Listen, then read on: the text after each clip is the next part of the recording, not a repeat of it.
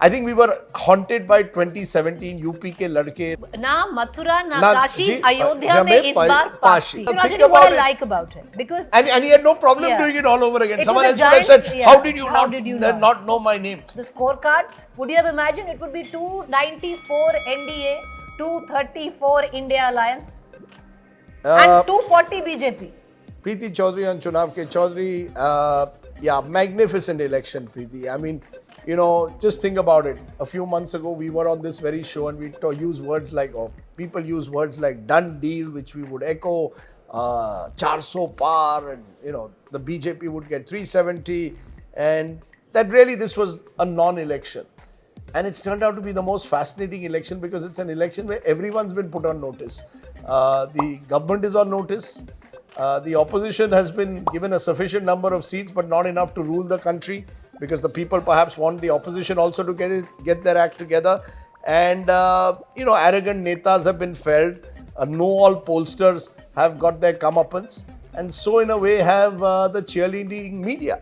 So, I love it when everyone gets their, in a way, gets a taste of humble pie election.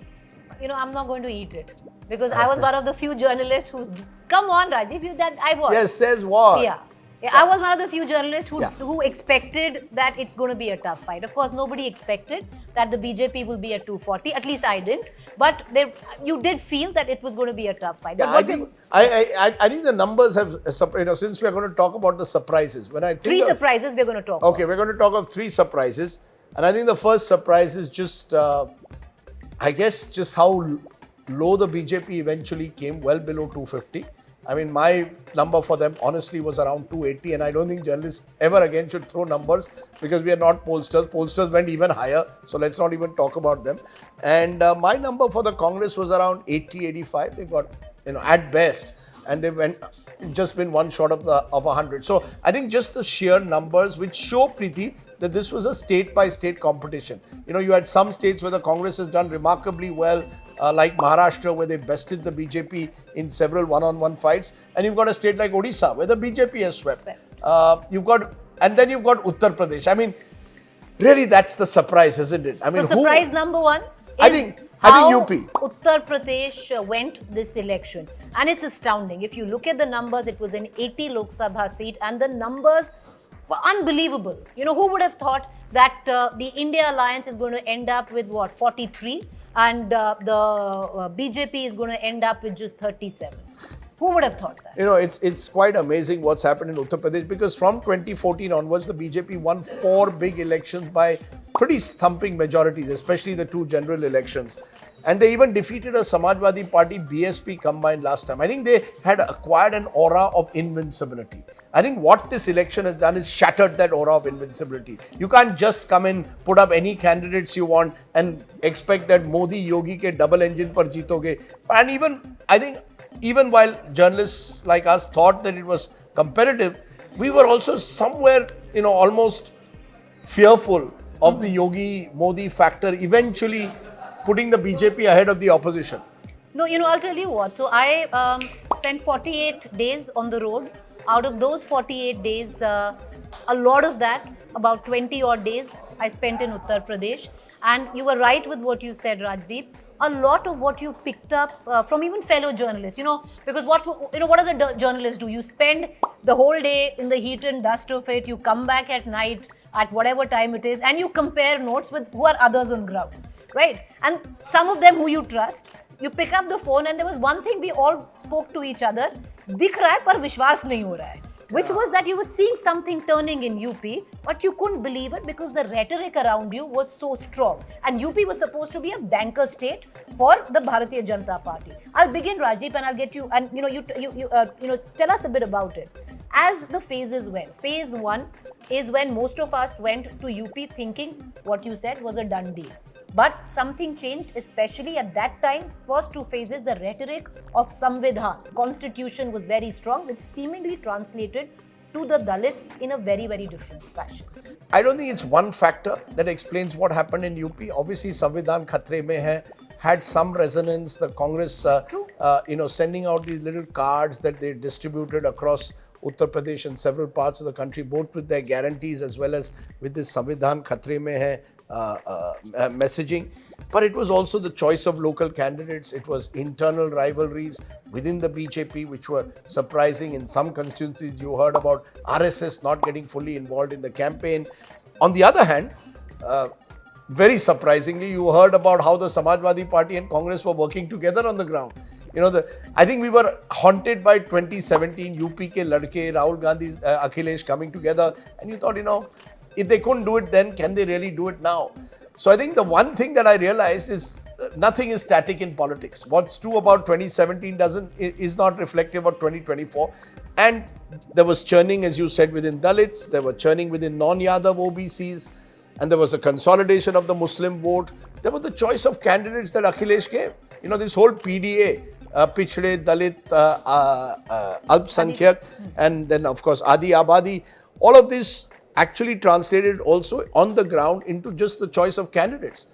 It wasn't a Yadav Muslim dominated list. On the other hand, the BJP, so is the rumor mill, actually didn't give Yogi Adityanath his due in the choice of candidates. And let's that is going to be one of the stories that's going to be talked about. Was Yogi marginalized, or did he fear that he was being marginalized? Was he fully involved in those first few rounds of that campaign?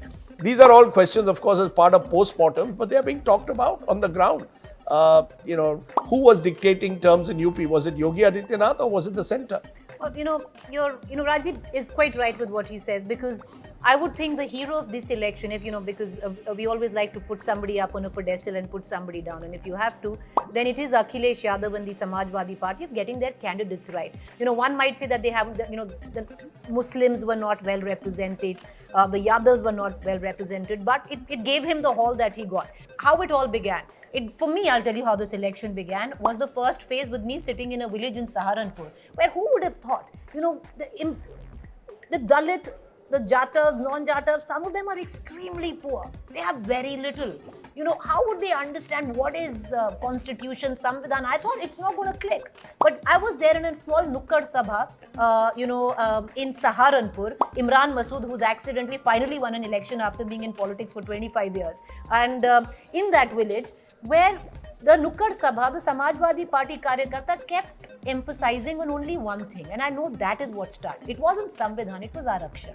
Samvidhan jayega, Arakshan khatam hoga. For them, Arakshan means a lot, because whatever little they have comes through that Arakshan. Absolutely. And then what I thought, Rajdeep, that narrative kept evolving. It was, I felt, for me as a journalist, fifth phase, and I remember very clearly standing in Kannauj, where Akhilesh's Kannauj went to vote. That is the phase where I thought that the election turned in the favor of the India Alliance. There seemed to be a massive draw. The minute you stepped out of the confines of the city of Varanasi, which anyway is a little upset because of the contractors which are Gujarati, but the minute you step out, the kind of anti-incumbency, Rajdeep, I have seen, I actually thought this East UP was a wave election for the India Alliance. And that's what it turned out to be. I mean, when the Prime Minister's own lead is cut by 60%, 70%, that's huge.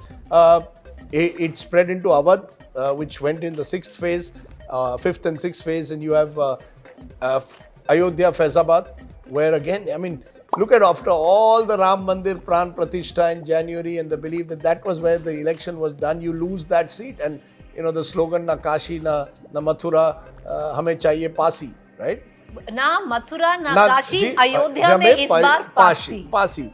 Someone from the Dalit Pasi community. I think what you saw therefore is that Mandal 2.0, if I may call PDA that, or even Mandal 3.0, since Akhilesh has been trying to sort of widen his social base, trumped Mandir 2.0. Mr. Modi as a leader who offers you much more than just the Ram Mandir, offers you this promise of Vikas.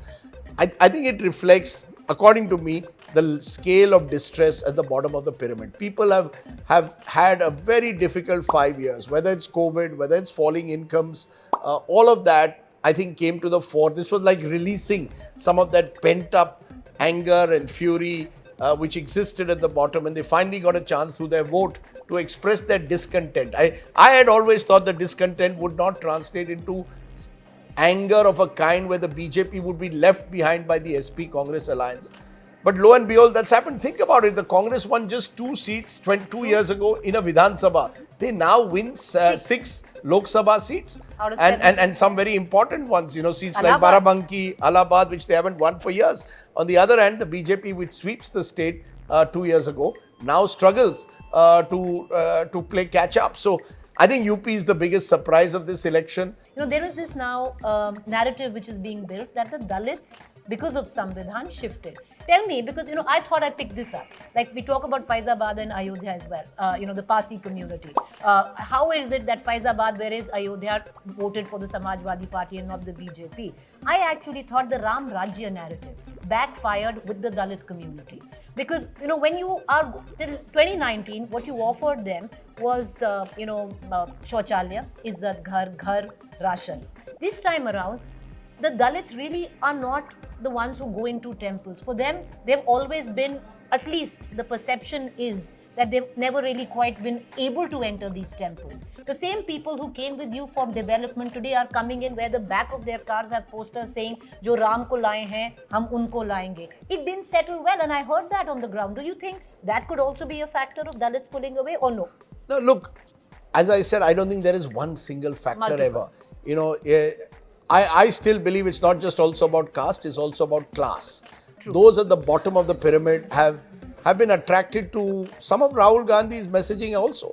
The idea that we are an unequal society, there's a concentration The of arms wealth. of the La Bharati is no longer going to be satiated by 5 kilos of That's ration. right. And I think where the election surprised is we thought 5 kilos, this is, I remember a senior journalist, and I think you were there at that conversation at Sharma Ki Chai, which we had, where people said, Ration, Shasan or Ram. That's enough. The tough law and order, giving 5 kgs ration, and just the idea of Ram as a sort of unifying symbol. People want more. People are constantly looking for more. Ye dil mange more, And I think the people of UP wanted much more in terms of basic governance being addressed, their concerns being addressed. Look at Akhilesh Yadav. As you said, people wrote him off. I thought, Akhilesh was the kind of leader who was apply, no reply.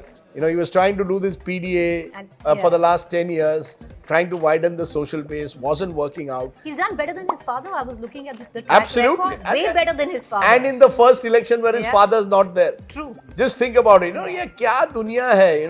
It takes you in all kinds of directions. And before we leave, and since we talked about UP, we can't leave without talking about Amethi. You and I both went to Amethi. And Tell the story, Rajdeep. It was hot. It was muggy. We are at the Congress headquarters in Amethi. I was anyway there, planted there for the last 2 days because waiting for a name to be announced. And lo behold, the name is not Rahul Gandhi, but who, Rajdeep? Kishori Lal Sharma. You see Kishori Lal Sharma? Those old Hindi pictures where banda aa jata hai. The kind of sort of comedian or the person. Sidekick. The sidekick.